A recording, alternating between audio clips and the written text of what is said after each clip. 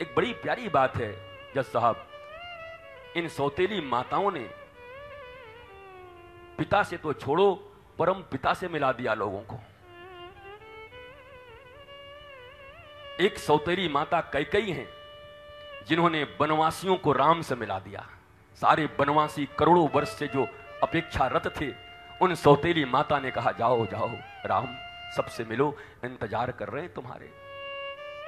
और एक सौतेली माता सुनुति ध्रुव को आज तक न गुरु दीक्षा दिलवा पाई है, तो सुनीति पर नहीं दिलवा पा रही है, न भगवत चर्या की तरफ उनको प्रवृत्त कर पा रही है।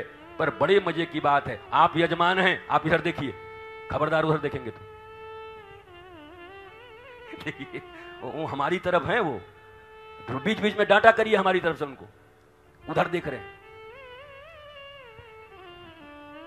तो सुनीति ने क्या किया? सुनीति ने यही कहा कि सुनो बेटा, मैं समझ रही हूं तुम्हें बड़ा दुख, बड़ा सरस्त्वम् उक्तं समत्रापि यदव्यलीकम् आराधयाधोक्षपदा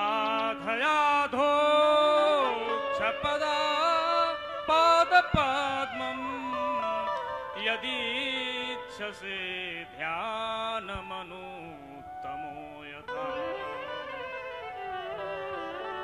अब वो सुनीति थी पर अपने बेटे को कभी भगवान की तरफ प्रवृत्त नहीं कर पाई।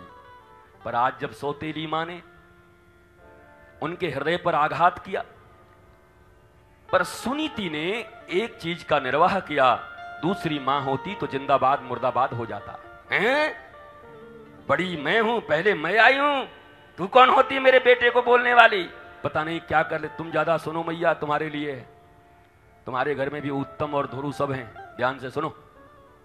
आज सुनीति मैया के बेटे को हाथ पकड़ के निकाल दिया गया, सौतेली मां ने निकाल दिया। मां चाहती तो वहीं रावण बना सकती थी, तुझ में है खून मेरा, तूने मेरा दूध पिया है। कैकसी ने ऐसे ही कहा था रावण को कि तूने मेरा दूध पिया है, तू बिल्कुल मेरे जैसा है। मामा लोगों का ध्यान रखना बेटा, एक एक मामा के प्रति जो अन्याय हुआ है बदला लेना। रावण बोला ठीक है, क्योंकि हमने भी तो यही सुना है, मातृदेवो भव, इसलिए मैया तू जो कहे हम वही कर देंगे। रावण कोई बहुत बुरा आदमी नहीं लगता मेरे को यार, बढ़िया ही आदमी था, उसको भी यही पढ़ाया गया था, मातृदेवो भव, पितृदेवो भव, आचार्य देवो भव।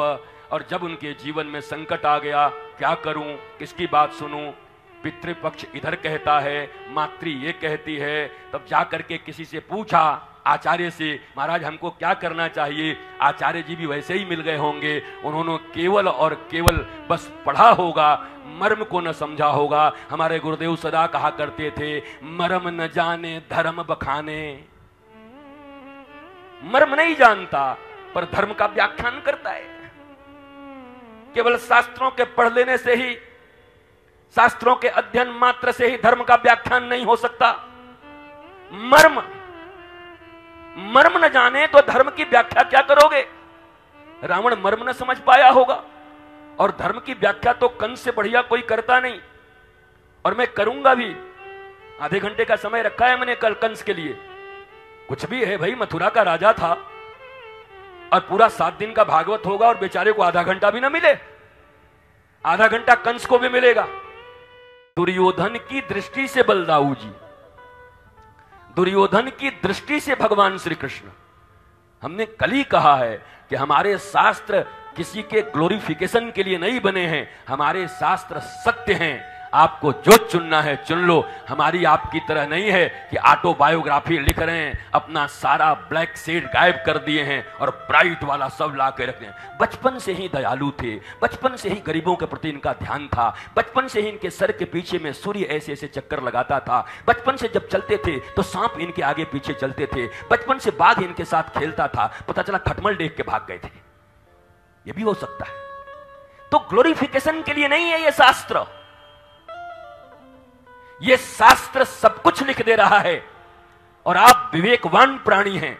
यू हैव टू चूज, आपको क्या सीखना है, क्या चुनना है, वो आप तय करो।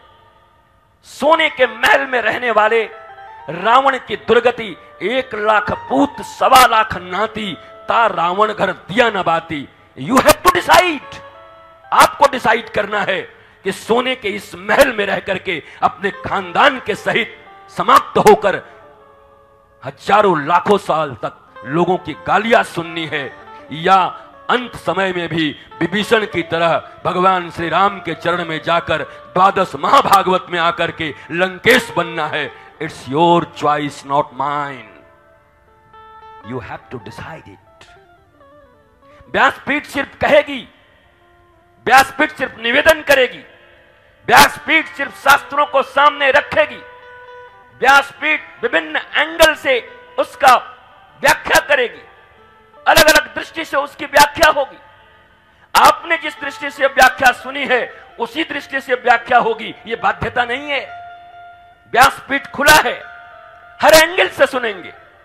और यह प्रश्न भारत के सामने मैं रख रहा हूं और यही 7 दिनों में इसका जवाब भी दूंगा, पर 2-3 दिन तुम भी अपना जरा माथा खुजाओ कि अजामिल के इस प्रकरण को लेकर के, और अगर हमारे बच्चे ये प्रश्न कर दें, देख लेंगे लास्ट में, चलो अभी बकबक मत करो, अभी तो जीने दो, मस्त रहे मस्ती में चाहे आग लगे बस्ती में, तो क्या जवाब दोगे? इस पर मीमांसा करेंगे। ध्रुव चरित्र है, उत्तानपाद की 2 रानियां हैं। उत्तानपाद का अर्थ आपने सुना ही है, हर व्यक्ति उत्तानपाद है, उल्टा ही पैदा होता है मैया के पेट से। और एक बात और है, उत्तानपाद का अर्थ यह है कि विवेक जो नीचे रख दिया हो और कर्मठता को ही ऊपर रख दिया हो। कर्म ही पूजा है, ट्रक के पीछे लिखा हुआ है, पर पता नहीं किस शास्त्र से लिया गया। ट्रक वाले बन गए हैं गीता के मनीषी। ट्रक में लिखा हुआ है, ट्रक से बुरी नजर वाले तेरा मुंह काला, कर्म ही पूजा है। कौन सा कर्म पूजा है? कर्म तो इस दुनिया में चाहे अंडज हो, स्वेदज हो, जरायुज हो, कोई भी हो, श्वास लेना भी कर्म है। क्या ऐसा भी कोई जीव इस पृथ्वी पर है जो कर्म न कर रहा हो? क्या रावण को तुम निकम्मा कहोगे? क्या कंस को तुम निकम्मा कहोगे? गोकुल में जन्म लिए, ब्रज में जन्म लिए, 10 दिन के भीतर एक एक बालकों की खोज लेकर के महाराज कितनी सीबीआई और रॉ लगेगी तब पता करके एक एक को मरवाना है, वो कर्म नहीं कर रहा? ये भी कर्म है, तो कर्म ही पूजा है। What do you mean by कर्म? क्या गीता को आपने पढ़ा? कर्म क्या, विकर्म क्या, अकर्म क्या? तो वो मैक्सिमम लोगों को मालूम नहीं है भारत में। पर ट्रक के पीछे महाराज जी अपना तो ऐसा है कि कर्म ही पूजा है। अरे तेरा कर्म, सुबह से उठे 10 से 4 तक नौकरी कर गए, फुर्सत नहीं, न मीमांसा की, न किसी चीज की, न जीवन में मुस्कुराहट है, न आनंद है, न आह्लाद है। कर्म ही पूजा है, कर्म ही पूजा है। अपने तो क्या है, अपने तो धर्म वरम कम मानते, अपने कर्म को मानते। भारत में ज्यादा संख्या इनकी हो गई है, मुंह ऐसा बनाए रहते हैं और खा के अपना क्या है महाराज जी, अपने तो धर्म वरम में ज्यादा विश्वास नहीं, अपने कर्म को ही धर्म मानते हैं। अपन लोग कर्म को ही मानते हैं, कर्म को। तो कर्म है क्या? कर्म है क्या? कौन से कर्म? कर्म का डेफिनेशन पता है? कर्म का चुनाव कर लिया कि कौन से कर्म करने? अपने उसी कर्म के कारण तो रेशम के कीड़े की तरह स्वयं ही जाली बनाए हो और स्वयं ही उसमें मर जा रहे हो। रेशम का कीड़ा स्वयं बनाता है अपना गर्ह, अपना सब कुछ विस्तार करता है और खुद ही मर जाता है। उससे रेशम का कपड़ा बना करके चांपा में लोग बेच देते हैं छत्तीसगढ़ में। बताओ महाराज, वही रेशम का कीड़ा। रेशम का कीड़ा घर अपने लिए बनाता है, परिश्रम करता है, पर उसको क्या पता कि वही घर उसके मृत्यु का कारण है। उसी में फंस के मर जाता है।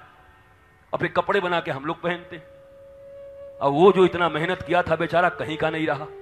उसको पता हो जाता कि हम मर मरा जाएंगे और ये कुर्ता पहन पहन के भागवत सुनेंगे, तो कभी मरता? कभी नहीं मरता, वो अपनी जिंदगी बचाता।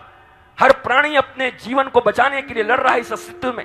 एक चींटी भी अपने जीवन को बचाने के लिए लड़ रही है, छोटे से छोटे कीड़े भी अपने अस्तित्व को बचाने के लिए लड़ रहे हैं। तो उस दृष्टि से कर्म ही पूजा है। यह भी कितना खतरनाक है भारतवर्ष में, जरा बताओ। पर जब देखो ऐसे लोगों की संख्या बढ़ गई, कर्म ही पूजा है, कर्म ही पूजा है, कर्म ही पूजा है। कर्म पूजा है, निश्चित है, पर वो कर्म कौन सा कर्म है? कर्म की व्याख्या जाना, आपने कर्म की व्याख्या को सुना, शास्त्रों के अनुरूप विद्वानों से भगवान के अनुसार क्या सुना, आपके एग्जिस्टेंस के अनुसार, आपके ब्लिसफुलनेस के लिए सुना कि कौन सा कर्म करना है। कर्म ही पूजा करिए, भगवान करे ऐसी पूजा आपकी चलती रहे, मुंह लटका रहे जिंदगी भर ऐसे, जहां जाइए मुंह लटका के जाइए, यही कर्म करते रहिए। अगर कर्म ही पूजा है तो स्माइल होनी चाहिए चेहरे पे, मुस्कुराहट, जहां जाइए मुस्कुरा रहे हैं, भीतर से अंदर से मुस्कुराहट है, तब मानूं कि आपके कर्म पूजा है, आपके कर्म ठीक ठाक हैं। आपके कर्म ही आपके बंधन बन गए हैं, आपके कर्म ही आपके उलझन बन गए हैं, आपके कर्म ही आपके ऊपर डिप्रेशन बन गए हैं और आप उसका इलाज लेते चल रहे हो। ये कैसा कर्म है? ये कौन सा कर्म है?